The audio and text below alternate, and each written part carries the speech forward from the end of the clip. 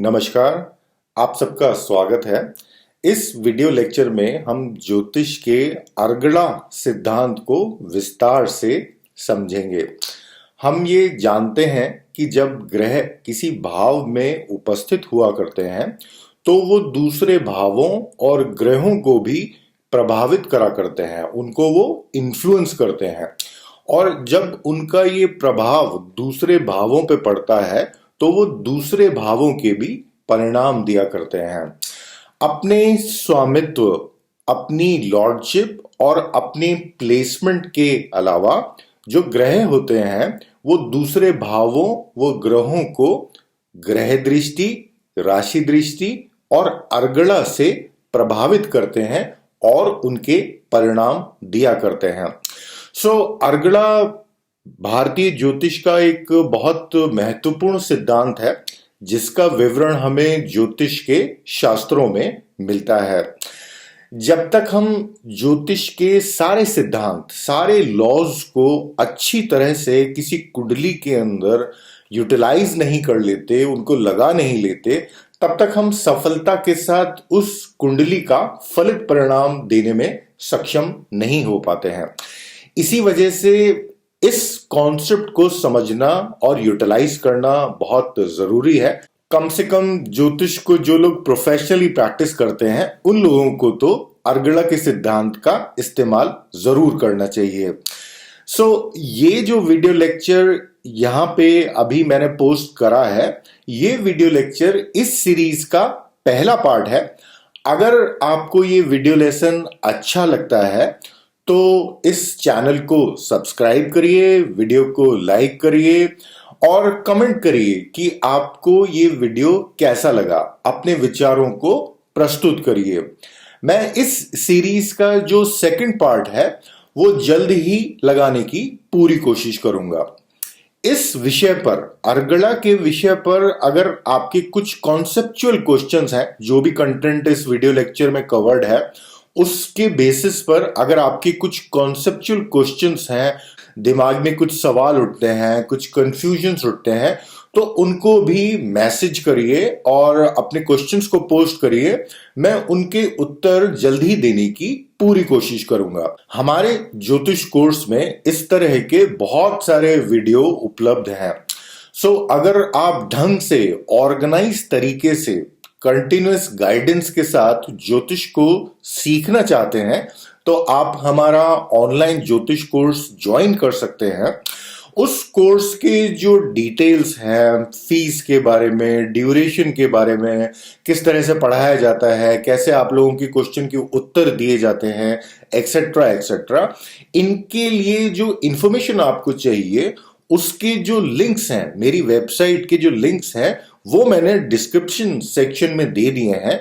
तो आप description section में जाकर उस इंफॉर्मेशन को एक्सेस कर सकते हैं, समझ सकते हैं।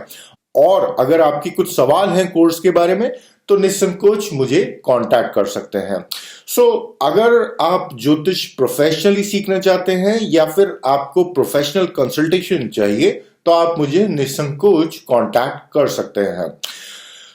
अब हम श्री गणेश स्तोत्र के साथ इस वीडियो लेक्चर को आरंभ करते हैं। ओम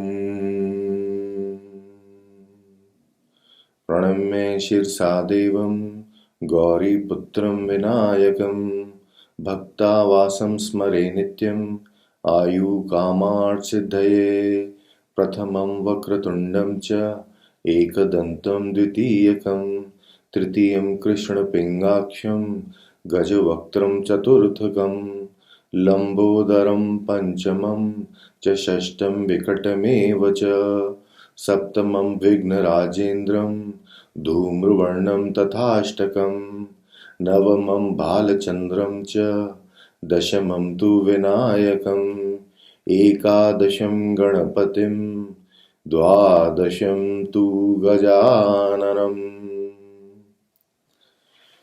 नमस्ते, सबका स्वागत है। इस वीडियो लेक्चर में हम लोग ज्योतिष के एक बहुत इंपॉर्टेंट कॉन्सेप्ट अर्गला को डिस्कस करेंगे। अर्गला का छोटा सा रिप्रेजेंटेशन मैंने यहाँ पे बना रखा है और उसको हम लोग सिस्टमैटिकली स्लाइड्स में आगे बढ़ते जाते हैं और देखते हैं। सबसे पहले हम लोग ये डिस्कस करेंगे कि अर्गड़ा क्या होती है और अर्गड़ा कैसे तो बनती है और क्या करती है। पहले तो वो क्या होती है, कैसे वो फॉर्म होती है, फिर वो क्या करती है। उसमें कुछ स्पेशल वैरायटीज होती हैं क्या? कुछ अगर स्पेशल उसके अंदर होता है तो हम यहाँ पे उस सेक्शन में उसको हम देखेंगे। उसके बाद हम ये जानेंगे कि विरोध अर्गड़ा क्या होता है, कि अर्गड़ा एक चीज है, विरोध और अर्गड़ा जो शब्द की युति हो जाती है तो ऐसा लग रहा है कि उसका कुछ ऑपोजिशन हो रहा है। तो हम ये समझने की कोशिश करेंगे कि ये जो सो कॉल्ड एक्स है इसका जो ऑपोजिशन है वो किस तरह से हो रहा है इस सेक्शन के अंदर। हाउ इज विरोध अर्गड़ा form and what results it generates, कैसे वो फॉर्म होती है और क्या रिजल्ट्स वो देती है।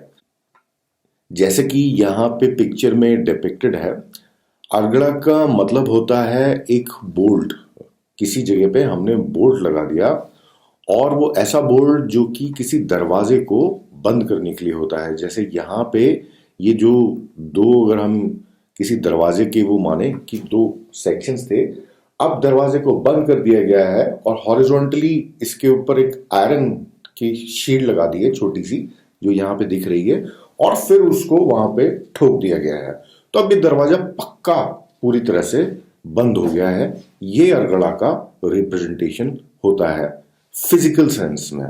ज्योतिष में ये एग्जैक्टली क्या करती है हम लोग इस प्रेजेंटेशन में बहुत अच्छी तरह से सीख जाएंगे और उसको इंप्लीमेंट करना हम लोग स्टार्ट कर देंगे। ये जो पूरा कर्म है इसको हम लोग बोलते हैं अर्गड़ा, किसी दरवाजे को पक्के फॉर्म में बोल्ट लगा के बंद कर देना।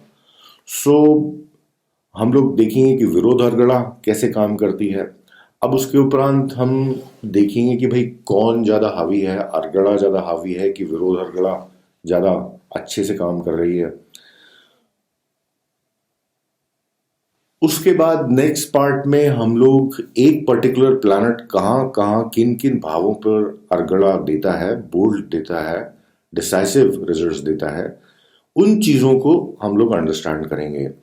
जो तमोगुणा प्लैनेट होते हैं, राहु और केतु, यहाँ पे स्पेलिंग मिस्टेक है, राहु और केतु जो तमोगुणा प्लैनेट होते हैं, इनकी जो अर्गड़ा होती है ये रिवर्स डायरेक्शन में होती है। तो हम लोग इसको भी अंडरस्टैंड करेंगे कि भाई नॉर्मल प्लैनेट्स किस तरह से अर्गड़ा देते हैं और राहु और केतु का किस तरह से हमको एनालिसिस करना है। उसके उपरांत बृहद पाराशर में से जो 12 हाउसेस के रिजल्ट्स हैं वो हम लोग देखेंगे।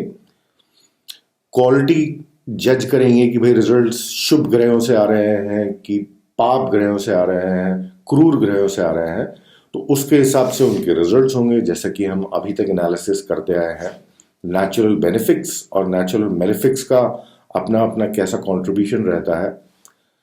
और एक बहुत इंपॉर्टेंट चीज जो कि टाइमिंग के पॉइंट ऑफ व्यू से काफी सिग्निफिकेंट है वो ये है कि जब अर्गड़ा का जो भी हम उस कॉन्सेप्ट को समझें, फिर उसका इम्प्लीमेंटेशन करें और फिर जब रिजल्ट्स की बात करें तो किस समय पे हम उन रिजल्ट्स को एंटिसिपेट करें, इसके बारे में बृहद पाराशर से वर्णन है। उसके उपरांत मैंने थोड़े एग्जाम्पल्स यहाँ पे देने की कोशिश करी है, कुछ बातों को रीइंफोर्स करने की कोशिश करी है। जैसे मैं बार बार बोलता रहता हूँ कि जो मेलेफिक प्लैनेट होते हैं ये 9th हाउस में इतने अच्छे नहीं होते हैं। अगर 9th हाउस में बेनिफिक प्लैनेट्स बैठे होते हैं तो वो बहुत ज्यादा शुभ और उत्तम होता है। मेलेफिक इतना ज्यादा नहीं कंट्रीब्यूट कर पाएगा, वो दूसरी चीजों में ज्यादा कंट्रीब्यूशन दे देगा। इस कॉन्सेप्ट को हम लोग और बहुत अच्छी तरह से अर्गड़ा के पॉइंट ऑफ व्यू से समझेंगे। फिर राहु का एक प्रैक्टिकल एग्जाम्पल लिया है डिपिक्शन की फॉर्म में कि राहु से अर्गड़ा कहाँ कहाँ पे होती है। तो पूरी एक ग्लोबल सिनेरियो हमारे पास इकट्ठा हो जाएगा इस प्रेजेंटेशन के एंड तक। ये जो सारा मटेरियल है वो बृहद पाराशर में से लिया है और बृहद पाराशर में जिस तरह से उन चीजों को बताया है उसको मैंने टिपिकली हर चीज को वैसे ही कॉपी नहीं करा है, बट एक समझाने के पॉइंट ऑफ व्यू से चीजों को जहां पे थोड़ा सा मेरे को लगता है गैप है वहां पे कुछ फिल करा जा सकता है, कुछ ऐड करा जा सकता है, वहां पे चीजों को मैंने ऐड करा है। सो इसका जो बेस है पूरा का पूरा वो बृहत्पाराशर का चैप्टर है। और ये अर्गला का ये जो अध्याय है ये मेरे पास श्री शर्मा जी की, जीसी शर्मा जी की किताब है, जिसमें अर्गला प्लानिटरी इंटरवेंशन बृहत्पाराशर होरा शास्त्र में 33rd चैप्टर में है। सो इसके श्लोक यहाँ पे लिखे हुए हैं, इनका ट्रांसलेशन भी यहाँ पे है, सो हम लोग उसको भी पढ़ सकते हैं। बट ये कॉन्क्रीट प्रेजेंटेशन देखने के बाद हम लोग काफी सर्टिट्यूड के साथ अर्गला को इस्तेमाल कर पाएंगे। सो हम लोग शुरू करते हैं कि अर्गला का मतलब क्या है। तो जैसा कि मैंने डिस्कस करा, अर्गला means a bolt use for closing और लॉकिंग अ डोर। सो यहाँ पे दो दरवाजे हैं और वो दरवाजे खुले हुए थे, पहले उनको बंद कर दिया और फिर उसके बाद कस के वहां पे उसको पैक कर दिया गया, सील पैक कर दिया गया। जो ये बृहत्पाराशर होरा शास्त्र है, पूरा का पूरा जो ये ग्रंथ है, ये महर्षि पाराशर और उनके शिष्य मैत्रेय के बीच में कन्वर्सेशन की फॉर्म में लिस्टेड है। मैत्रेय भगवान से, श्री पाराशर से, पाराशर मुनि से सवाल पूछते जाते हैं, अपनी क्यूरियोसिटी सेटिस्फाई करते जाते हैं, धीरे धीरे आगे बढ़ते जाते हैं और महर्षि बड़े प्यार से पूरी सोसाइटी के लिए उनको ये श्लोक सुनाते जाते हैं, चीजें समझाते जाते हैं। तो ये जब चैप्टर शुरू होता है तो उसमें श्री मैत्रेय, जो कि अपने आप में एक बहुत बड़े स्कॉलर हैं, वो इंक्वायर करते हैं कि किन कंडीशंस में और इफेक्ट्स में अर्गला लगती है जो कि ऑस्पिशियस इफेक्ट्स देती है। Shri Maitreya inquires about the conditions and effects of अर्गला as giver of auspicious effects. तो उन्होंने शुभता के फॉर्म में अर्गला को डिस्कस कराया है, यहाँ पे शुभता के फॉर्म में उसको इंक्वायर कराया है। तो जब श्री मैत्रेय बोलते हैं कि भगवान मुझे बताइए कि ये किस तरह से काम करती है और इसके जो शुभ परिणाम होते हैं, जो प्रॉस्परस परिणाम होते हैं, वो देने वाली है, तो उसका जवाब महर्षि पाराशर ऐसे देते हैं कि जो अर्गला होती है वो दृढ़ इफेक्ट्स देती है भावों के। So Maharshi Parashara says that it gives definitive effects of bhavas, पक्का, जो भी एकदम सॉलिड और कॉन्क्रीट, क्योंकि जो दृढ़ वर्ड है वो बिल्कुल भूतत्व से भरा हुआ है, बहुत कॉन्क्रीट है और अनशेकेबल है। सो ये यहां पे श्री पाराशर ने एक्सप्रेस करा है। अच्छा, bolting a door signifies that door is now close with certitude. So एक दरवाजे पे अगर हमने इस तरह से बोल्ट लगा दिया गया है तो अब उसका एक सिग्निफिकेंस ये निकल के आता है कि भाई ये दरवाजा पक्के तरह से बंद हो गया है। हम ही जानते हैं कि जो हर एक भाव होता है वो अपने आप में कुछ सेट ऑफ चीजों को रिप्रेजेंट करता है। जैसे अगर हम पंचम भाव की बात करें तो पंचम भाव से हमारा प्रबंधन होता है, हमारी फॉलोइंग होती है, हमारा जो ब्रिलियंस ऑफ द ब्रेन है वो होता है, हम कैसे मैनेज करते हैं, management is from the 5th house, हम कितनी फोरसाइट रखते हैं वो पंचम भाव से हम देखते हैं। पंचम भाव से हमारा पावर और कंट्रोल हमारे हाथ में रहता है कोई भी चीज का, कि जो भी चीज हो रही है वो हमारी सहमति के बिना नहीं हो रही है, ये पंचम भाव का कंट्रोल होता है। 10th हाउस में तो आप बैठ के फॉर्मल डेजिग्नेशन लेके बैठे रहते हो, पर ऐसा हो सकता है कि कंट्रोल किसी और के हाथ में हो और आप सिर्फ अपना फॉर्मल प्रोसेस लेके एक फ्रंट फेस बन के कोई एक्टिविटी करते जा रहे हो, पर आपको जो करवाया जा रहा है वो आपके पास पावर हो ही नहीं। सो जो 5th हाउस होता है वो जबरदस्त पावर का हाउस होता है। हम हर एक भाव से कुछ स्पेसिफिक चीजें देखा करते हैं। तो जब भी जिस भाव पे अर्गड़ा इस्टेब्लिश होगी, वहां पे अर्गड़ा लगेगी, तो उन भावों के डेफिनेटिव रिजल्ट्स मिलेंगे। ये महर्षि पाराशर यहां पे हमको बता रहे हैं। The agendas get fulfilled with certitude via the intervention from Argala giving planets. So जो ग्रह होते हैं वो अर्गला दिया करते हैं कुछ भावों में बैठकर, किसी भाव से। इसको हम पूरा डायग्राम के फॉर्म में अभी देखेंगे नेक्स्ट स्लाइड्स में। सो सर्टिट्यूड के साथ किसी भी भाव के रिजल्ट्स को, सर्टिट्यूड के साथ जो रिजल्ट्स हैं उसको इन्फ्लुएंस करने की जो कैपेसिटी होती है वो अर्गला से मिलती है। सो अर्गला चीजों को दृढ़ता के साथ रिजल्ट्स देती है। ये हमको शुरू शुरू में ही महर्षि पाराशर ने बता दिया है। जो अर्गड़ा का ऑपोजिशन होता है उसको हम लोग विरोध अर्गड़ा बोलते हैं। इसको विपरीत अर्गड़ा भी कुछ लोग बोला करते हैं। Virodh argala means putting an opposition to the actions caused by argala giving planets, nullifying the efforts and energy infused by argala giving planets. So जैसा कि विरोध शब्द से क्लियरली डिपिक्ट होता है कि किसी चीज का ऑपोजिशन है, तो हमारे जो अर्गड़ा देने वाले जो ग्रह हैं वो जो कार्य कर रहे हैं उनका उल्टा काम विरोध अर्गड़ा देने वाले प्लैनेट्स करते हैं और फिर वो चीजों को खराब करते हैं। इन्होंने जितने भी एफर्ट्स करे थे, ये इनकी जो एक्टिविटीज होती है ये ऐसी होती है कि सारे इनके एफर्ट्स को वो नलिफाई कर देती है। तो ये विरोध अर्गड़ा के फॉर्म में रिप्रेजेंट होती है। जैसे किसी ने बड़ी मुश्किल से दरवाजा बंद करा था ताकि अंदर कुछ काम हो सके, बाहर के लोग बार बार अंदर ना आ जा पाए, वहां पे जो भी डिसीजन मेकर्स हैं वो पहुंच जाएं, जो एजेंडा वहां पे है वो पहुंच जाए, वो लोग मीटिंग करें और उसके बाद उस दरवाजे से वो लोग बाहर निकल जाए, ताकि फिर वो जो डिसीजंस हुए हैं वो पूरी दुनिया में या जिस भी स्कोप में उसको एग्जीक्यूट करना है वो इम्प्लीमेंट हो जाए। बार बार अगर लोग बीच में आ जा रहे हैं, कभी कोई आ जा रहा है, कभी कोई और दूसरा आ जा रहा है, तो वो लोग काम नहीं कर पा रहे हैं। हम ऐसे भी इस चीज को समझ सकते हैं। तो विरोध अर्गड़ा का मतलब यह है कि जो भी कंस्ट्रक्टिव एनर्जीज ग्रह ने डाली थी किसी एजेंडा को फुलफिल करने के लिए, विरोध ने सब उसको उठा के सारा के सारा जो उनका कर्म है वो खराब कर दिया। Argala and virodh argala is caused by planets on other houses and planets. So ये जो बोल्टिंग है, ये जो डेफिनेटिव रिजल्ट्स हैं, ये ग्रहस के थ्रू मिला करते हैं, और जो विरोध अर्गड़ा है वो भी ग्रहस के थ्रू ही होती है।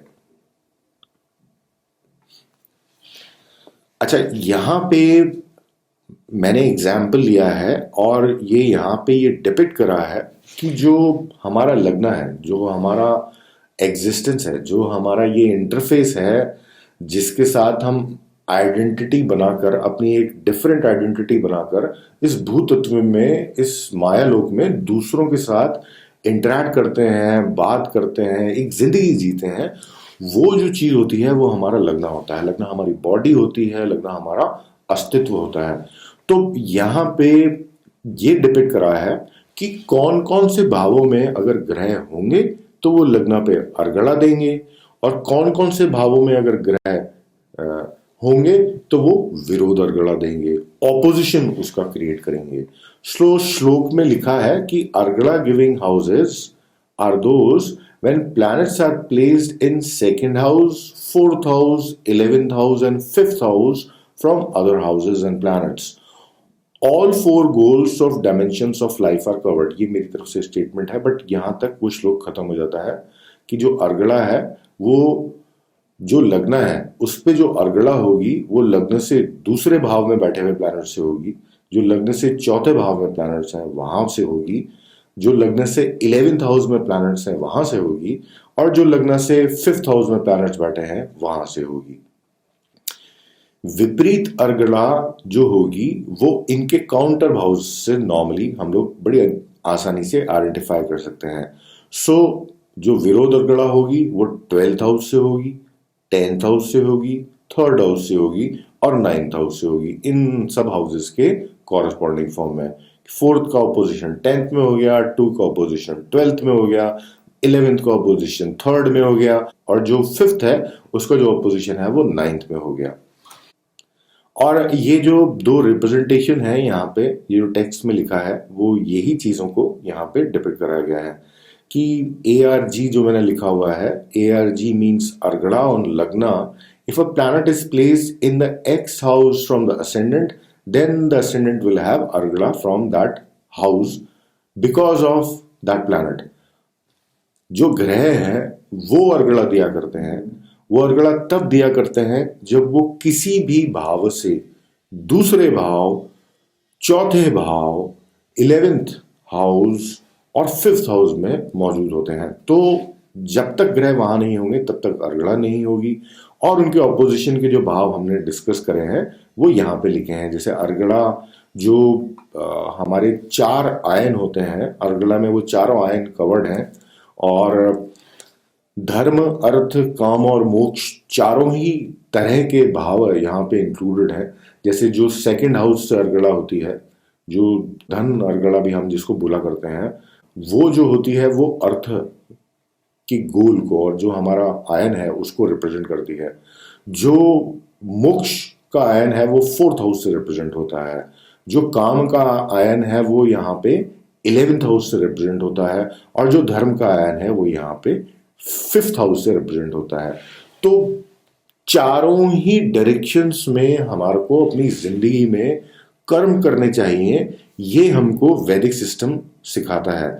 जो वैदिक सोसाइटी है और जो सनातन धर्म है वो हमको ये बताता है कि हमारी सारी जो एक्टिविटीज होती हैं वो 4 सेक्शंस में डिवाइड होती हैं। या तो हम कोई धर्म का काम कर रहे हैं, हम अपनी ड्यूटी निभा रहे हैं, कोई रिलीजियस एक्टिविटी कर रहे हैं, अर्थ का काम कर रहे हैं, किसी भी फॉर्म में वेल्थ अचीव कर रहे हैं, कुछ भी अचीव कर रहे हैं जिंदगी में, तो वो कुछ कॉन्क्रीट कर रहे हैं तो वो वेल्थ का काम है। जो काम का आयन है वो हमारी फिजिकल डिजायर से लेकर एक्सटेंडेड फॉर्म में कोई भी चीज को अक्वायर करके पोजेस करना, डोमिनेंस, किंगशिप, जो भी हमारे डिजायर्स हैं किसी भी चीज के लिए, वो हमारे काम आयन से रिप्रेजेंट होती हैं। और जो मोक्ष का आयन है जिसमें अपनी आइडेंटिटी को लूज करके सुप्रीम के स्ट्रेंथ को अपने अंदर देखना है और फिर ये महसूस करना है कि मैं इंडिपेंडेंट में कुछ नहीं हूं, मैं तो सुप्रीम का पार्ट हूं। सो ये इतनी छोटी इंडिपेंडेंस को मैं तवज्जो क्यों दे रहा हूं, उसको क्यों मैं इंपॉर्टेंस दे रहा हूं। तो वो चीज जब हमको समझ में आ जाती है तो वो मोक्ष का आयन फिर हमारा खुल के मैनिफेस्ट होता है और उस तरह के कर्म हम अपनी जिंदगी में कर पाते हैं जो कि वहां पहुंचने के लिए जरूरी होते हैं। सो चारों ही आयंस को इंक्लूड करा गया है और उसके बाद ये डेफिनेटिव रिजल्ट्स की यहां पर बात करी गई है। और जो विरोध है वो यहाँ पे लिखा है और ये हाउसेस में डिपिक्टेड भी है। सो चाहे तो वीडियो को यहाँ पे पॉज करें और इस स्लाइड को आराम से देखें। जैसे कि हमने डिस्कस करा कि किसी भी भाव से 4 दूसरे भावों में अगर ग्रह मौजूद होते हैं तो वो उस भाव पे अर्गड़ा देते हैं। तो मैंने जो लगना हमारा सबसे पहला जो एग्जिस्टेंस है उसके ऊपर कहाँ कहाँ से अर्गड़ा आ रही है इसको यहाँ पे रिप्रेजेंट करा है और इन अर्गड़ास को थोड़ा सा एक और मीनिंग ऐड करा है जो कि काफी नेचुरल है। एक पॉइंट को मैं यहाँ पे रेज करना चाहूंगा कि जो डिपिक्शन अर्गड़ा का करा गया था कि कौन कौन से भावों से अर्गड़ा लगती है किसी भाव पे, तो उसमें जो ऑर्डर था वो 2nd, 4th, 11th और 5th था। तो जो महर्षि पारशर ने जिस ऑर्डर में चीजों को बताया है वैसे ही मैंने भी यहाँ पे लिस्ट करा है। और जो ये 5th हाउस से जो अर्गड़ा होती है इसके लिए उन्होंने कोई ऐसा स्टेटमेंट नहीं दिया है कि ये लेस इंपॉर्टेंट है या फिर इसको हम इग्नोर कर सकते हैं, ऐसा कहीं पे भी नहीं लिखा है। बट जो रियलिटी है वो ये है कि जो 5th हाउस से जो अर्गड़ा आती है वो उन्होंने सबसे एंड में उसको डिस्क्राइब करा है कि हाँ 5th हाउस से भी अर्गड़ा होती है और 9th से उसका ऑपोजिशन हो जाता है। सो जो 2nd हाउस होता है वो अर्थ त्रिकोण की कैटेगरी में आता है। जो 2, 6, 10 हाउसेस होते हैं हमारी कुंडली में वो अर्थ त्रिकोण को रिप्रेजेंट करते हैं। तो ये जो पार्ट है ये हमको फूड सप्लाई करता है, हमारे को वेल्थ देता है, हमको रिसोर्सेज देता है, उन चीज़ों को प्रदान करता है जिनको कंज्यूम करके हम अपनी डे टू डे लाइफ जीते हैं और अपनी जिंदगी में हम कुछ रिजर्व रखते हैं ताकि हमको जब भी जरूरत पड़े तो हम उसको कंज्यूम कर सकें। जो वेल्थ होती है उसका सबसे पहला जो स्टोरेज का फॉर्म था वो फूड था कि खाने को थोड़ा सा इंसान ने जब घर बनाने की कोशिश करी या कहीं पे भी थोड़ा रिलैक्स होके रहने की कोशिश करी तो सबसे इंपॉर्टेंट चीज थी खाना। 2nd हाउस, सो 2nd हाउस की हमारे लिए बहुत इंपॉर्टेंट सिग्निफिकेंस है। जो 4th हाउस होता है वो एस्टैब्लिशमेंट का होता है, वहाँ पे घर होता है हमारा, हम जाके वहाँ पे रहते हैं, वहाँ पे हमारी खुशी होती है, हमारे को गति मिलती है 4th हाउस से, और बहुत सारे कोनोटेशंस हैं। और 4th हाउस जो होता है वो दिल में सुख देता है। सो जब तक हमको मोक्ष मार्ग में सुख नहीं दिखेगा तो हमारी गति ही नहीं होगी, हम उस डायरेक्शन में काम ही नहीं करेंगे। किस स्पीड से हम उस एस्पेक्ट को फॉलो करेंगे वो तो बहुत दूर की बात है, बट कोई कॉन्सेप्ट हमको अच्छा लगे, उस कॉन्सेप्ट को हम अप्रिशिएट करें, वो जो गति होती है वो हमारे को फोर्थ हाउस से वो बिगिन होती है, वो शुरू होती है। और ये मोक्ष त्रिकोणा की कैटेगरी में आती है। Fourth house, eighth house and twelfth house of emancipation and twelfth house of moksha और निर्वाणा। जो 11th हाउस से अर्गणा होती है वो गेन्स को रिप्रेजेंट करती है, फ्रक्टिफिकेशन ऑफ डिजायर्स को रिप्रेजेंट करती है। और जो डिजायर्स का सारा के सारा जो सिनेरियो है वो काम त्रिकोणों से गवर्न होता है। सो यहां पे जो प्लैनेट होंगे वो गेन्स दिलवाएंगे लग्न को। जो 5th हाउस से अर्गड़ा है, जैसा कि हम जानते हैं, पंचम भाव प्रबंधन का होता है, ब्रिलियंस ऑफ द ब्रेन का होता है, कितना बुद्धि से इंसान चीजों को इस्तेमाल कर सकता है, कितना वो सीख लेता है और चीजें उसको याद रहती हैं, ये 5th हाउस से हम देखते हैं। 5th हाउस में अगर स्ट्रेंथ होता है तो इंसान की ग्रास्पिंग पावर बहुत अच्छी होती है, इंसान बहुत जल्दी चीजों को ग्रास्प कर लेता है और डाइजेस्ट कर लेता है वो उस नॉलेज को। एक बार नॉलेज हमने डाइजेस्ट कर ली तो फिर हमको उसमें रटने की और बार बार चीजें देखने की जरूरत महसूस नहीं होती है। हम उस चीज को जब समझ गए तब बिल्कुल शांति हो जाती है दिमाग में। तो पंचम भाव उस पचाने में जो हमारा बेली सेक्शन को भी रिप्रेजेंट करता है, लियो इसका नेचुरल ज़ोडिएक में यहाँ पे आता है, अग्नि की ये राशि है पंचम भाव में। जब काल पुरुष की कुंडली में हम देखें, ज्ञान की यहाँ पे बात है, धर्म की यहाँ पे बात है, तो ये धर्म त्रिकोणा यहाँ पे कवर्ड है। ये हमको फॉलोइंग देता है, एबिलिटीज देता है, फोरसाइट देता है, मैनेजमेंट हमारे हाथ में देता है, कंट्रोल देता है, बहुत सारे फॉलोअर्स देता है। जो जितनी भी फॉलोइंग होती है वो पंचम भाव से आती है। हमारे पुत्र जो होते हैं वो पंचम भाव से देखते हैं। सो ये लग्न के ऊपर अर्गड़ा गिविंग हाउसेज हैं। विरोध अर्गड़ा 2nd हाउस के पॉइंट ऑफ व्यू से 12th हाउस से हो जाती है, और 11th के पॉइंट ऑफ व्यू से 3rd से हो जाती है, 4th के पॉइंट ऑफ व्यू से विरोध अर्गड़ा 10th हाउस से हो जाती है, और जो 5th हाउस से अर्गड़ा है उसका जो विरोध है वो 9th हाउस से होता है। यहाँ पे मैंने एक एग्जाम्पल लिया है और उस एग्जाम्पल में एक सिनेरियो को प्रेजेंट करा है, और उस सिनेरियो में हमको कैसे डील करना है उसको जब हम थोड़ा रैशनली सोचेंगे तो हमको ये जो 4 भाव से महर्षि पाराशर ने अर्गड़ा बताई है वो शायद थोड़ा और हमको समझ में आए, अच्छे से समझ में आए। हम इसको सिर्फ ऐसे याद न कर लें या फिर उसको ऐसे न लें कि भाई ये होता है। अगर हम थोड़ा सा इसको समझ पाए तो बहुत अच्छे तरह से हम इसका इस्तेमाल कर पाएंगे। सो हम लोग लग्न के ऊपर 4 भाव जो इंक्लूड हैं, जो हरे कलर में ARG फॉर्म में रिप्रेजेंटेड है, वहां से लग्न को जो हमारा एग्जिस्टेंस है उसको डेफिनेटिव रिजल्ट्स मिल रहे हैं। उस सिनेरियो को हम देखते हैं। Lagna is our entire existence, it is our body and an interface to live as separate thinking and living being with an identity in this material world, in this world of physical nature, भूतत्व।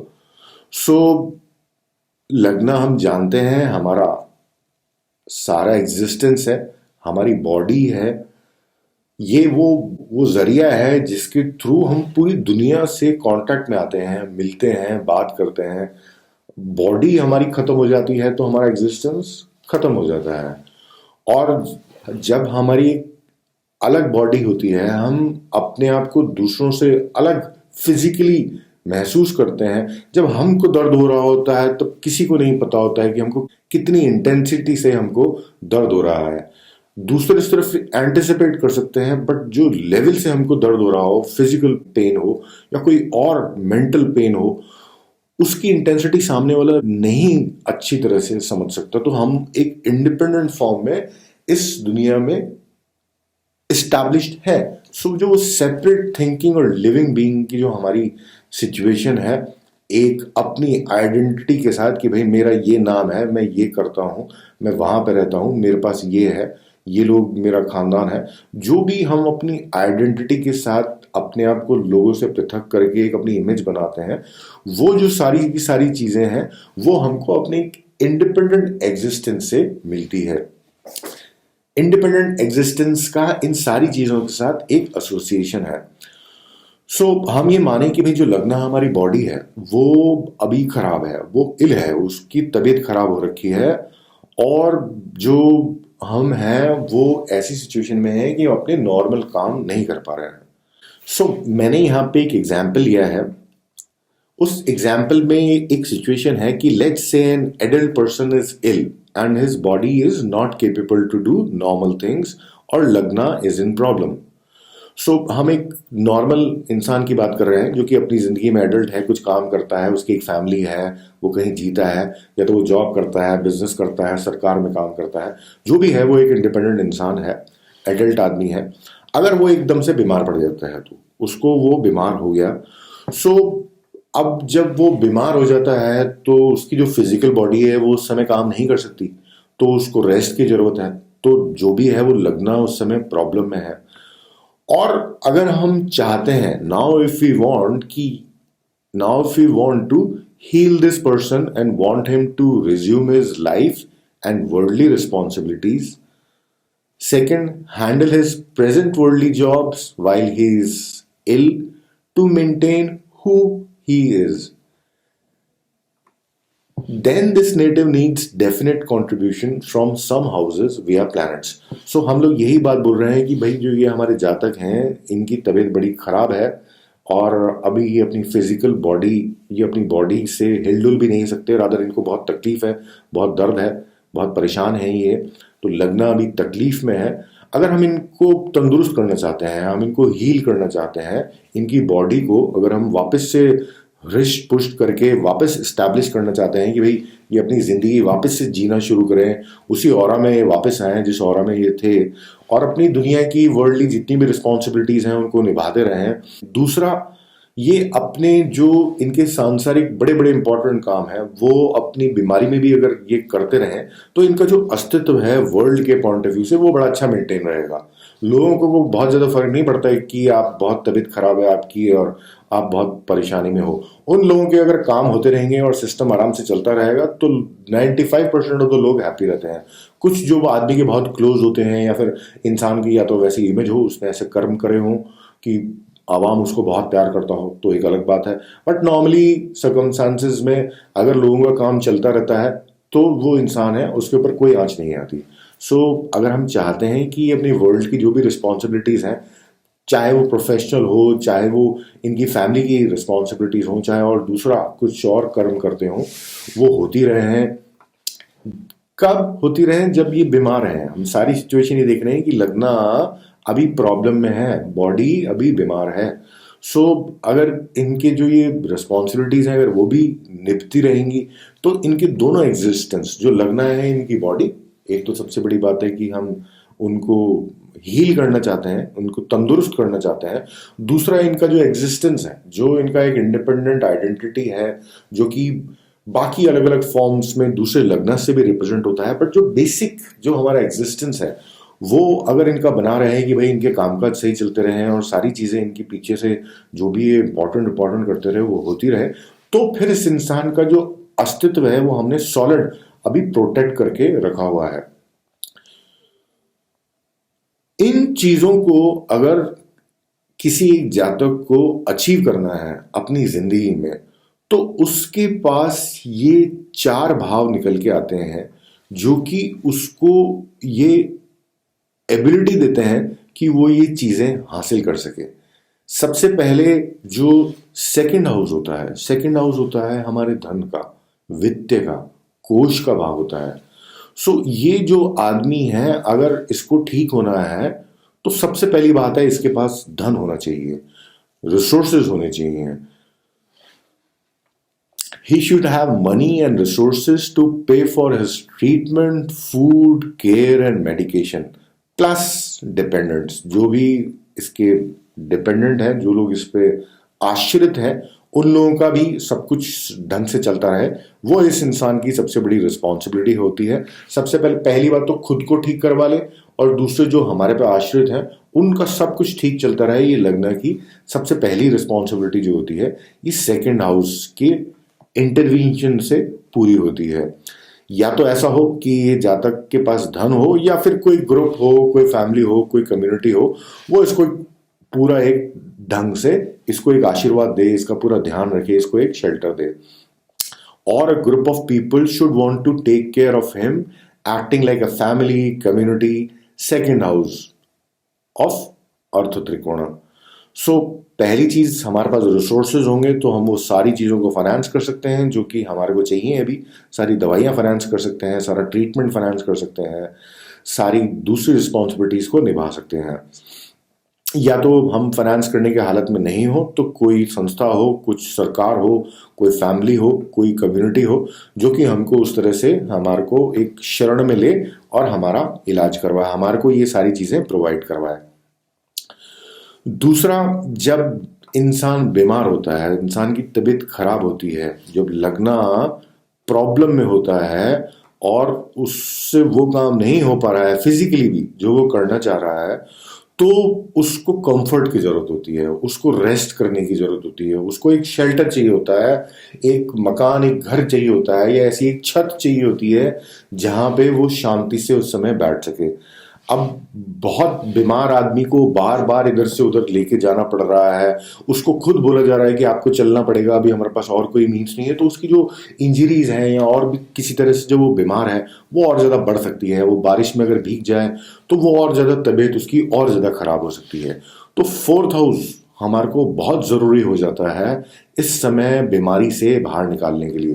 पहली बात तो fourth house से doctor हो, जो doctor होते हैं हमारे, हम फोर्थ हाउस से देखते हैं कि भाई इस जातक के पास डॉक्टर का एक्सेस हो, डॉक्टर आए, उसकी बीमारी को समझें, उसको कोई क्योर दें, फिर उसको बोलें कि अब आप बैठ के आराम करिए।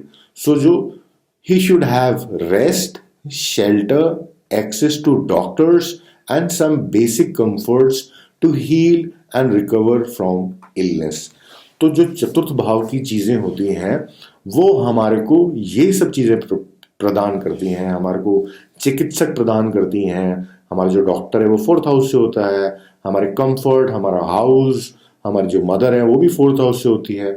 मदर से रिप्रेजेंटेशन है कि हमारी केयर जो होती है वो फोर्थ हाउस से एक तरह से होती है, ध्यान रखने वाली जो बात होती है वो फोर्थ हाउस से होती है हमारी। हमारा सुख रिप्रेजेंट करता है फोर्थ हाउस। तो जब हम बीमारी में हैं तो कम से कम हम शांति से एक प्रोटेक्टेड जगह पे अपने बदन को थोड़ा आराम दे सकें, ये हमारे लिए बहुत बड़ी रिक्वायरमेंट होती है लग्न की, बॉडी की। ये जो दो एस्पेक्ट्स हैं, इनके अलावा दो और चीजों की महर्षि पाराशर ने बात करी है, उनको अब हम समझने की कोशिश करते हैं। पहले पार्ट में तो हमने सारी हीलिंग की चीजें देख ली, दूसरे पार्ट में हमने ये कोशिश करा था कि जो जातक है, अगर इसके जो सांसारिक काम है, जितने भी जो चीजें ये करता है, जो इसके गेम्स होते रहते हैं, वो अगर होते रहें तो बहुत अच्छा चलेगा। जो इसकी रिस्पॉन्सिबिलिटीज हैं वो अगर थोड़ी निपटी रहें तो बहुत अच्छा चलेगा इस आदमी के साथ, चाहे ये बीमार हो। सो अब हम जो हाउस देख रहे हैं वो जो होता है वो फिफ्थ हाउस होता है। फिफ्थ हाउस के बारे में हम बात कर रहे हैं। जो अर्गड़ा पंचम भाव से अगर लगती है लगना पे, अगर डेफिनेटिव बोल्टिंग कंक्रीट दृढ़ रिजल्ट लगना पे पहुंचना है तो वो इन चार भाव से पहुंच सकता है। फर्स्ट टू की कॉन्क्रीटनेस की हमने बात कर ली, अब हम फिफ्थ हाउस की तरफ चलते हैं। सो he should have his following and power to execute jobs on his behalf and judge and take decisions to continue to maintain who he is or his stand. According to our abilities and power, we influence others and or get things done via the effort of others. Fifth house. Fifth house is following. हमारे पंचम भाव में decision making में fifth house की बहुत importance होती है। इसीलिए जो स्पेकुलेशन का काम होता है वो ऐसे लोगों को नहीं करना चाहिए जिनका पंचम भाव का अधिपति मरण कर्क स्थाना में हो, बहुत इल प्लेस्ड हो, एट्थ हाउस में हो, ट्वेल्थ हाउस में हो। उनको स्पेकुलेशन का काम नहीं करना चाहिए। अगर फिफ्थ लॉर्ड वीक साइन में भी होगा तो भी उसको बड़ी प्रॉब्लम आएगी। फिफ्थ लॉर्ड अगर वेल प्लेस्ड होगा, अच्छे साइन में होगा, तो बहुत अच्छा चलेगा। वो आदमी बहुत अच्छा मैनिपुलेशन और जो स्पेक्यूलेशन है, जो बुद्धि का इस्तेमाल करके कुछ एक डेफिनेटिव कॉन्क्रीट रिजल्ट्स पे पहुंचना है, वो चीजें वो कर सकता है। सो अब जब हमको इस जातक के जो सांसारिक काम है वो अगर एग्जीक्यूट करवाने हैं, तो अगर इसके फॉलोइंग सारी इसके साथ है, जो भी महकमे में ये काम करता है, अगर वो लोग खुद ही इसके पास आ जाते हैं और इससे इंपॉर्टेंट चीजें पूछ लेते हैं कि भाई साहब हम ऐसे ऐसे सिचुएशन में हैं, हमको ये चीजों के हमारे पास ऑप्शन है, आप हमको गाइड करिए और हम फिर आपका जो काम है उसको आगे बढ़ा रहे हैं। तो ये अपने हिसाब से चीज़ों को समझ के एक थोड़ा डिसीजन लेके अगर बोल दें कि भाई चलिए आप इन चीज़ों का काम करिए और ऐसे ऐसे आप एग्जीक्यूट करिए, तो उसके काम सारे चलते रहेंगे। अगर वो नहीं भी इस चीज़ को कर पा रहा है, तो जो एबल फॉलोअर्स हैं, जो अपने लीडर के सिद्धांत को समझते हैं, जो उसके पर्सनालिटी को समझते हैं, वो वैसे भी उसके हिसाब से काम कर सकते हैं। जो लॉयल सपोर्टर्स हैं वो वैसे भी उस जातक के, उस इंसान के प्रिंसिपल्स, मॉरल्स और बाकी जो वैल्यू सिस्टम है उसको समझ के काम कर सकते हैं। ये फिफ्थ हाउस के साथ हमारी सिनर्जी होती है, लग्न के साथ ट्राइन में होता है और ये सेम एलिमेंट तीनों राशि में होता है। जब एरीज राइज हो रहा होता है, कालपुरुष की कुंडली की हम बात करते हैं, तो जो तीनों राशियां हैं वो अग्नि राशियां होती हैं, वो धर्म को रिप्रेजेंट करती हैं। सो धर्म निभाने के जो भाव होते हैं वो ट्राइन्स होते हैं लग्न से। और कालपुरुष की कुंडली में जो लग्न होता है वो मेष राशि होता है और मेष राशि थ्रोन को रिप्रेजेंट करता है। और जो सूर्यदेव होते हैं वो मेष राशि में जाके एग्जॉल्टेड होते हैं। सूर्यदेव लग्न के कारक होते हैं, बॉडी के कारक होते हैं। फर्स्ट हाउस हेल्थ के जो कारक होते हैं वो सूर्यदेव होते हैं। यहाँ पे नेचुरल ज़ोडिएक में साइन भी अग्नि का है, यहाँ पे जो ग्रह एग्जॉल्टेड होता है वो भी अग्नि का है और जो इस भाव का कारक है वो भी अग्नि का है। सो जो पूरी हेल्थ है वो हमारी अग्नि से प्राइमरीली गवर्न होती है। भूत अग्नि और जठर अग्नि, दो तरह की अग्नि हमारे अंदर होती है। जो भूत अग्नि होती है वो हमारे स्पिरिचुअल डायमेंशंस को कवर करती है और जो हमारी जठर अग्नि होती है वो हमारी फिजिकल बॉडी में अग्नि को रिप्रेजेंट करती है, हमारे डाइजेस्टिव पावर को रिप्रेजेंट करती है। और ये दोनों म्यूचुअली एक्सक्लूसिव होती हैं। जब एक जल रही होती है तो दूसरी नहीं जल रही होती। कहने का मतलब यह है कि जो बहुत साधु इंसान होता है, बहुत ज़्यादा स्पिरिचुअलिटी में इन्वॉल्व होता है, उसको बहुत ज़्यादा खाने पीने की ज़रूरत महसूस नहीं होती। उसके पास दूसरी पावर बहुत ज़्यादा होती है, दूसरी किस्म की अग्नि बहुत ज़बरदस्त उस इंसान में प्रज्वलित हो चुकी होती है। सो ये हम यहाँ पे देख सकते हैं कि इसके पास अच्छा जो लग्न है वो हमारा अस्तित्व है। तो अस्तित्व के पास अगर कंट्रोल रहेगा तो सारी चीजें मेंटेन रहेगी। काम चाहे वो कुछ करे चाहे नहीं करे, जो राजा होता है वो प्रैक्टिकली देखा जाए तो कुछ काम नहीं करता है, वो सिर्फ लोगों को ऑर्डर दिया करता है और वो खुद अपने थ्रोन पे बैठा रहता है। दूसरी तरह से अगर हम ये बोलें कि भाई उसका काम क्या है, उसका काम लीडरशिप देना है, उसका काम क्या करना है और कैसे करना है ये लोगों को बस बता देना है, या फिर क्या करना है ये लोगों को बता देना है। अगर उसके पास समझदार फॉलोअर्स हैं तो वो खुद जाके कोई काम कर रहा है ये कोई जरूरी नहीं है, वो कोई फंक्शनल रोल नहीं करता है। सो नॉर्मली राजा के पास अगर फिफ्थ हाउस में एबल मिनिस्टर्स होते हैं और एबल उसके लोग होते हैं तो वो ही उसके बिहाफ पे सारा काम करवा देते हैं, उसके नाम पे सारा काम करवा देते हैं। सो ये फिफ्थ हाउस की पावर है। अच्छा, अब जो सबसे इंपॉर्टेंट बात है कि भाई ये अपना एग्जीक्यूट तो कर रहे हैं, जो भी ये अपना कार्य करना चाहते हैं वो इम्प्लीमेंट तो कर रहे हैं। क्या इनकी डिजायर्स फुलफिल्ड हो रही है, क्या इनके गोल्स अचीव हो रहे हैं, क्या जो भी ये अचीव करना चाहते थे क्या ये अचीव कर पा रहे हैं, या क्या फिर इनको जो इनकम है और गेन्स है और कुछ लाभ मिल पा रहा है। क्योंकि बीमार है, लंबे समय तक बीमारी चल सकती है।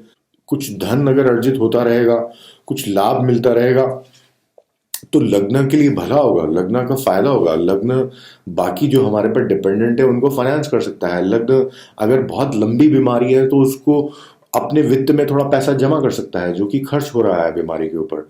सो जो गेन्स है, जो 11th हाउस से जो हमारी फ्रेंडशिप है, जो एक हेल्पिंग हैंड है, वो लग्न को पूरी तरह से एक और यहाँ पे एक डिसाइसिव इन्फ्लुएंस देता है, जो एक मित्रता का जो स्वभाव है वो हमको देता है। ये मैंने पॉइंट यहाँ पे इंक्लूड नहीं करा है क्योंकि 11th हाउस फ्रेंड्स का होता है, 11th हाउस गेन्स का होता है, और 11th हाउस जो होता है वो फ्रक्टिफिकेशन ऑफ डिजायर का होता है। तो इंसान के बहुत अच्छे काबिल अगर दोस्त हों तो भी उसका बहुत भला हो सकता है, या फिर अगर जो भी उसके प्रोजेक्ट्स हैं उनकी जो फाइनल गोल्स हैं वो अगर अचीव हो रहे हो तो वो हम 11th हाउस से देखते हैं।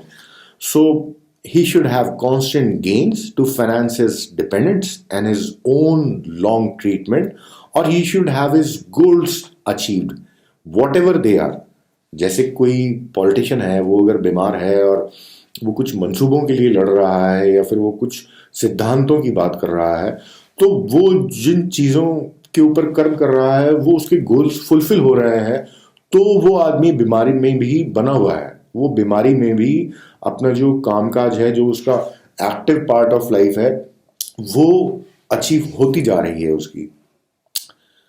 सो यही मैंने यहाँ पे रिप्रेजेंट करने की कोशिश करी है कि अगर ये 4 भावों से हमारे को सपोर्ट मिलता रहेगा, इन 4 भावों से अगर हमारे को फल मिलते रहेंगे, इन 4 भावों के थ्रू हमको दृढ़ रिजल्ट्स मिलते रहेंगे। किसको दृढ़ रिजल्ट्स मिलते रहेंगे?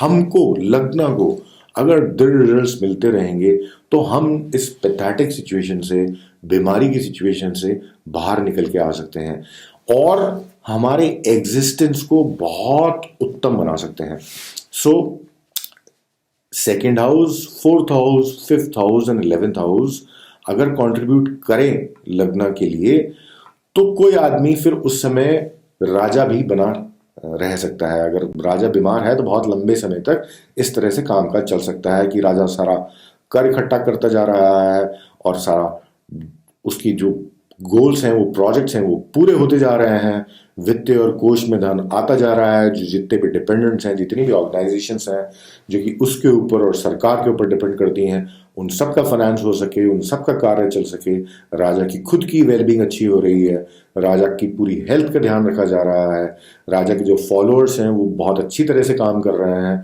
और राजा को गेन्स होता जा रहा है। जो नॉर्मल काम काज है प्रजा के पॉइंट ऑफ व्यू से, जो प्रोजेक्ट्स नए कुछ डेवलपमेंट्स हो रहे हैं साम्राज्य में, या फिर कोई भी जो चीज हो रही है, राजा को एक तो कर मिलता जा रहा है, गेन होता जा रहा है, इसका मतलब सारा जो कामकाज है वहां पे अच्छा चल रहा है और बहुत अच्छे से सारी चीजें मूव हो रही हैं।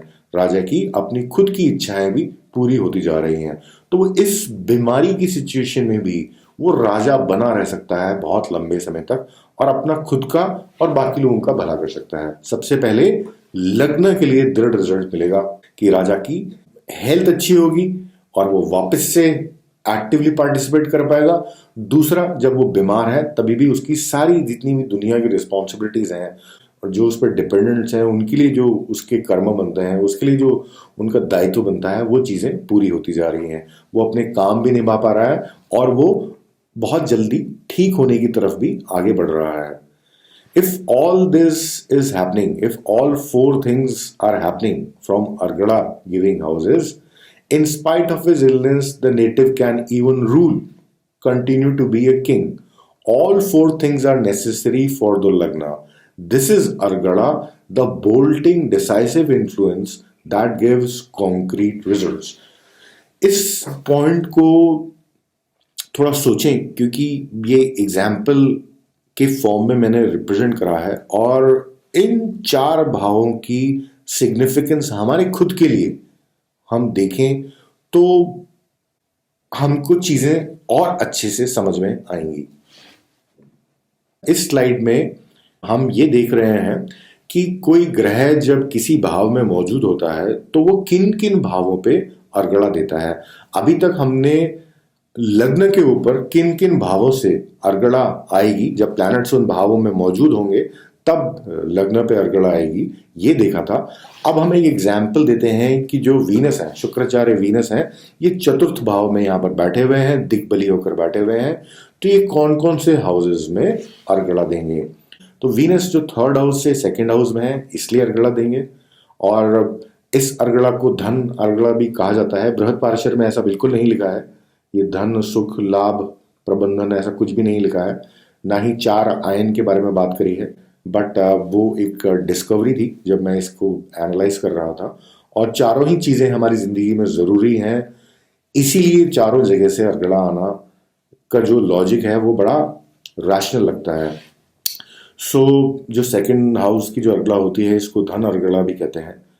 जो वीनस है वो लग्न से फोर्थ हाउस में है तो ये इसको सुख अर्गड़ा भी कहते हैं। जो वीनस है वो ट्वेल्थ हाउस से जो है वहां से वो फिफ्थ में बैठा हुआ है तो इसको जो है प्रबंधन अर्गड़ा भी कहते हैं, क्योंकि फिफ्थ हाउस प्रबंधन का होता है, फॉलोइंग का होता है, पुत्र अर्गड़ा भी कह सकते हैं। जो ये फोर्थ हाउस है ये सिक्स्थ हाउस से 11th हाउस है। हम काउंट करते हैं 7, 8, 9, 10 और ये 11। सो जो ये सिक्स्थ हाउस पे अर्गड़ा बनती है वीनस से वो लाभ अर्गड़ा के फॉर्म में रिप्रेजेंट करी जा सकती है। इनका जो ऑपोजिशन है वो कॉन्सिक्यूटिवली दूसरे भाव से हो जाएगा, जो थर्ड का है वो यहाँ से हो जाएगा, जो लग्न पे है वो 7 से हो रही है, और जो 12th पे है वो 8 से हो रही है। रेड बेसिकली ऑपोजिशन है, अगर थोड़ा सा मिक्स हो गया हो सो मुझसे खुद ही गलती हो गई हो सो उसको हम इग्नोर करें। बेसिकली कलर कोड को थोड़ा सा याद रखें कि जो ये वीनस है ये कौन कौन से भावों पे अर्गड़ा दे रहा है। ये ग्रीन से रिप्रेजेंटेशन है और उसका जो ऑपोजिशन है वो रेड से रिप्रेजेंटेशन है। सिंपल सा रिप्रेजेंटेशन है, कोई बहुत बड़ी चीज नहीं है, आराम से हम इन चीजों को डाइजेस्ट कर सकते हैं। हमने शुरू में बात करी थी कि जो अर्गड़ा देने वाले ग्रह होते हैं वो एक डायरेक्शन में कंट्रीब्यूट करते हैं और उसके अच्छे परिणाम देने की कोशिश करते हैं। उस जो भी भाव है उस भाव के परिणाम दृढ़ता से देने की कोशिश करते हैं, और जो विपरीत अर्गड़ा देने वाले ग्रह हैं वो उस काम को ऑपोज करते हैं और उस काम को करने में जो भी उन्होंने अर्गड़ा गिविंग प्लैनेट्स ने एनर्जी डाली थी, कंट्रीब्यूशन करा था, जो गेम स्टैब्लिश करा था, वो सारा वो बिगाड़ते रहते हैं। सो अब हमको ये देखना है कि कौन ज्यादा स्ट्रांग है, अर्गड़ा गिविंग प्लैनेट्स या फिर विरोध अर्गड़ा गिविंग प्लैनेट्स। जो ग्रह अर्गड़ा को दे रहे हैं, बना रहे हैं, कंट्रीब्यूट कर रहे हैं, जैसे हम लग्न की ही बात कर रहे हैं, तो हमको ये देखना है कि जो second house, fourth house, fifth house और 11th हाउस में जो प्लैनेट्स मौजूद हैं क्या ये स्ट्रेंथ में है, क्या ये बलवान है, क्या ये अच्छे अर्गड़ा दे रहे हैं, या फिर जो 12th house, 10th house, 9th house और थर्ड हाउस में जो प्लैनेट है ये ज्यादा स्ट्रांग है, ये ज्यादा प्रबल है, ये विरोध अर्गड़ा दे रहे हैं और सारे कंट्रीब्यूशन को इन प्लैनेट्स के दिए हुए कम कर रहे हैं, हटा रहे हैं। सो कैसे हम उसका स्ट्रेंथ देखते हैं, इसके बारे में श्लोक है और उसका वर्णन ये है। Strength of argala and viparita argala is जज by number of planets, more the merrier, strength of the planets in a sign. So बहुत सिंपल सा सिद्धांत है, जितनी ज्यादा ग्रह किसी भी भाव के ऊपर अर्गड़ा देंगे उतना उस भाव के लिए अच्छा है और उतना ज्यादा वो विपरीत अर्गड़ा को इफेक्ट को नलिफाई कर पाएंगे। और जो स्ट्रेंथ होना चाहिए किसी भी ग्रह का वो नॉर्मल स्ट्रेंथ है, वो राशि के अंदर वो एक्सॉल्टेशन में है, मूल त्रिकोण में है, एनिमी साइन में है, ये हमको एनालिसिस करना है। तो नंबर ऑफ प्लैनेट्स अगर ज्यादा होंगे और वो प्लैनेट स्ट्रेंथ में होंगे तो जो अर्गड़ा होगी वो प्रबल हो जाएगी। अगर ऐसा विरोध अर्गड़ा के साथ हो रहा है, ऑपोजिशन के साथ हो रहा है, तो ऑपोजिशन ज्यादा स्ट्रांग हो जाएगा। उसके बाद एक श्लोक आता है, obstruction will not happen if argala is strong. इस स्टेटमेंट में महर्षि पारिशद ने ये क्लियर कर दिया है कि अगर अर्गड़ा देने वाले जो ग्रह हैं वो नंबर में ज्यादा हैं, बलवान हैं, और जो विरोध अर्गड़ा है वो देने वाले प्लैनेट्स हैं वो वीक हैं और वो नंबर में कम है, तो फिर जो ये विरोध अर्गड़ा का जो इफेक्ट है वो नलिफाई हो जाएगा, ये ऑब्स्ट्रक्ट नहीं कर पाएंगे। हम रस्सा खींची का जो गेम होता है, टग ऑफ वॉर जो गेम होता है, उसको इमेजिन करें। उसमें यहाँ पे दो टीम्स हैं, एक टीम इस तरफ खींच रही है, दूसरी जो टीम है वो रस्सी को उस तरफ खींच रही है। तो ये लोग दोनों दम लगाते हैं और एक टीम दूसरी टीम को, बीच में यहाँ पे एक वो होता है, रिबन लगा हुआ होता है, और यहाँ पे एक डिस्टेंस इन लोगों को कवर करना होता है। तो ये अगर इसको खींच के यहाँ पे ले आते हैं तो वो जीत जाते हैं। ऐसा ही हम माने अर्गड़ा के साथ होता है कि ये एक ऐसा रस्सा खींची का गेम है, वो एक ही तरफ टिल्ट होता है। वो या तो अर्गड़ा देने वाले जीत जाएंगे या विरोध अर्गड़ा देने वाले जीत जाएंगे। जब अर्गड़ा देने वाले जीत जाएंगे तो विरोध अर्गड़ा का जो भी नलिफिकेशन का इफेक्ट है वो सब बाहर चला जाएगा, और जब विरोध अर्गड़ा बहुत प्रबल होगी तो ये जो अच्छे और दृढ़ रिजल्ट देने वाले प्लैनेट हैं ये कुछ कर नहीं पाएंगे बहुत ज्यादा। ये चीज हमको यहाँ पे इस सिद्धांत से समझ में आती है। Obstruction will not happen if argala is strong. If obstruction is stronger, then Argala will not be able to give results. So दोनों में से एक ही चीज होगी, या तो अर्गड़ा जीतेगी या विरोध अर्गड़ा जीतेगी। यहाँ पे एक और बहुत इंपॉर्टेंट चीज ध्यान रखने वाली बात यह है कि अर्गड़ा के बिना विरोध अर्गड़ा का कोई मतलब नहीं है इस पर्टिकुलर सिद्धांत के पॉइंट ऑफ व्यू से। अपने आप में विरोध अर्गड़ा का कोई मीनिंग नहीं है, क्योंकि ऑपोजिशन किसी चीज का हो रहा है। यहाँ पे उनका जो एग्जिस्टेंस है वो किसी एक्शन को नलिफाई करने में है, और जब अगर एक्शन ही नहीं हो रहा है तो उसका नलिफिकेशन का कोई मतलब ही नहीं समझ में आता। सो ये लोग अस्तित्व में लेके आते हैं, दृढ़ता से किसी भाव के रिजल्ट्स देने की कोशिश करते हैं, ये उस दृढ़ता को खत्म कर देते हैं और हटाते हैं। यहाँ पे अर्गड़ा गिविंग हाउसेस और विरोध अर्गड़ा गिविंग हाउसेस वापस से लिखे हैं इस स्लाइड को समझने के लिए। नेक्स्ट श्लोक में महर्षि पाराशर ने बताया है कि एक स्पेशल किस्म की भी अर्गड़ा हुआ करती है।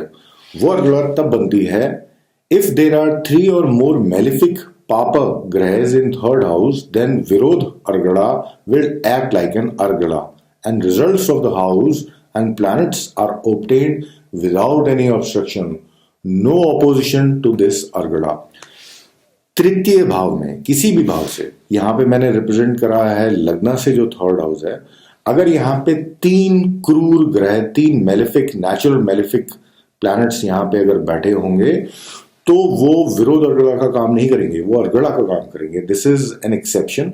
और इस जो अर्गड़ा है इसका कोई ऑपोजिशन नहीं होता है, ये उन्होंने बताया है। इस 11th हाउस में कहने का मतलब ये है कि अगर थर्ड हाउस में 3 ग्रह मौजूद हों और 11th हाउस में 3 ग्रह मौजूद हों तो हम ये माने कि ये सारे के सारे 6 के 6 ग्रह अब एक ही डायरेक्शन में काम कर रहे हैं, क्योंकि 11th हाउस से तो अर्गड़ा मिल ही रही है। थर्ड हाउस में मेलेफिक, 3 मेलेफिक होने की वजह से अब लग्न के ऊपर और सॉलिड अर्गड़ा पड़ रही है,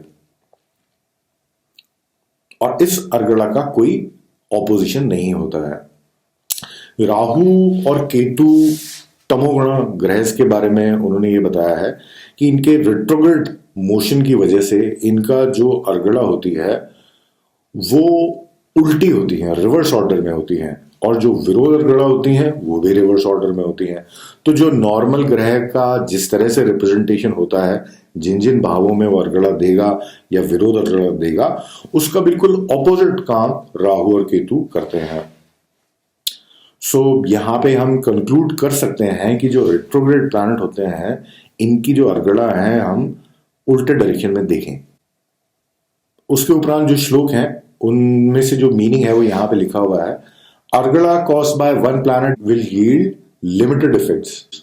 Argala caused by 2 planets will yield medium results, and Argala caused by 3 or more planets will yield excellent effects.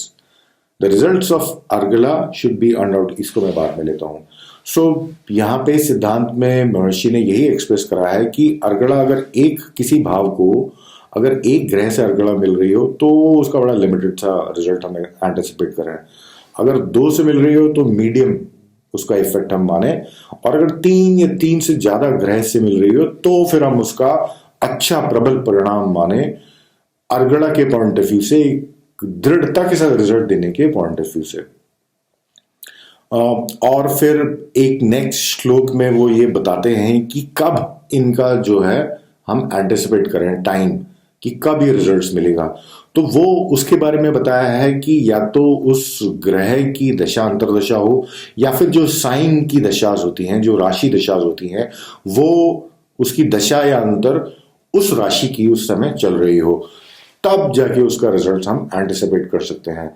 जैसे अगर हम बात करें कि यहाँ पे थर्ड हाउस में सन बैठा हुआ है और यहाँ पे जेमिनाई है, तो जो सेकंड हाउस पे सन की जो अर्गड़ा का इफेक्ट है वो सन की अंतर्दशा में, या फिर जो ये जेमिनाई साइन की जो दशा है, जब हम साइन की दशा उसको इस्तेमाल करेंगे तो जो साइन की दशा है, जेमिनाई की दशा है, तब इस सन की अर्गड़ा सेकंड हाउस पे इफेक्टिव होगी।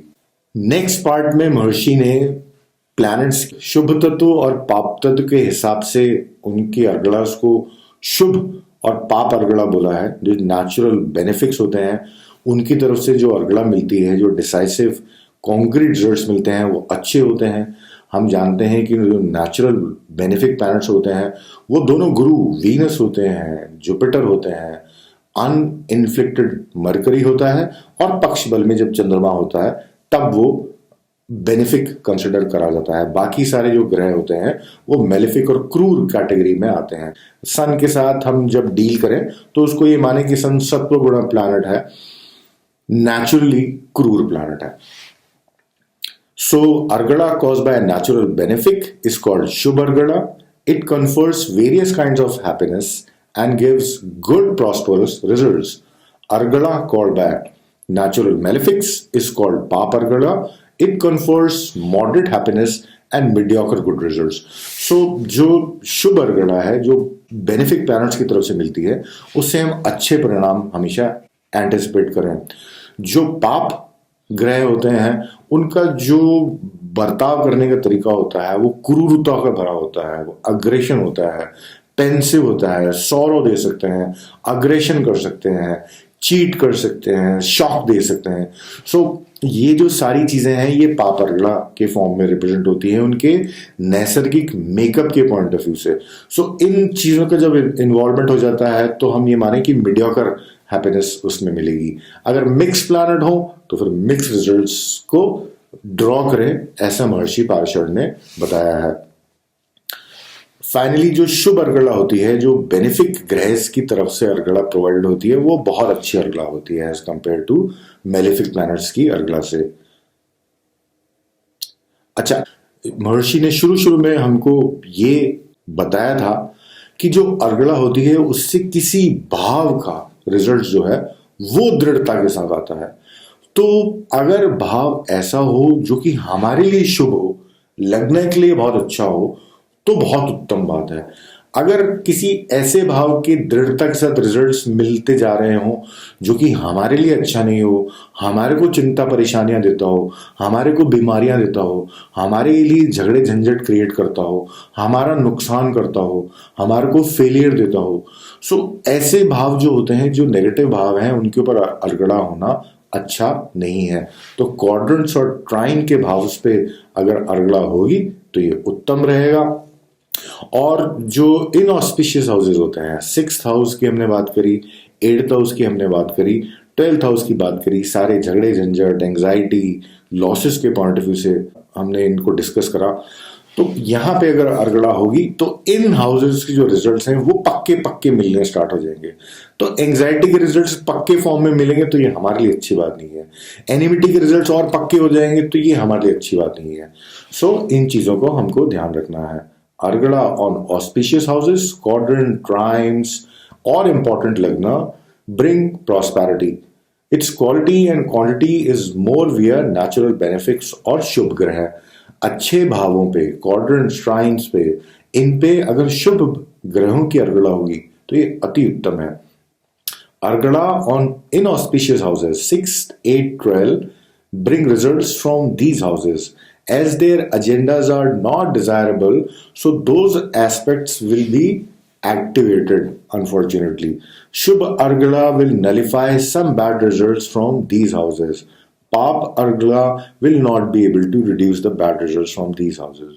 So, जो छठा भाव है, अष्टम भाव है, 12वां भाव है, अगर इन भावों पे शुभ अर्गड़ा हो तो हम ये एंटिसिपेट करें कि चलो जो बुरे रिजल्ट देने थे, जो लड़ाई झगड़े के रिजल्ट देने थे, वो शुभता में कन्वर्ट हो जाएंगे। कुछ रिकॉन्सिलेशन होगा, कुछ बातचीत का माध्यम निकल सकता है, कुछ हम लोग रीनेगोशिएट कर सकते हैं, कुछ वातावरण बदल सकता है, कुछ हमारे फेवर में जजमेंट आ सकता है। तो इस तरह की चीजें होंगी। बट जो मेलेफिक हैं वो इस हाउसेस के रिजल्ट्स को एक्सेंचुएट कर देते हैं और इनके जो बुरे परिणाम है भावों के वो रिड्यूस नहीं कर पाते।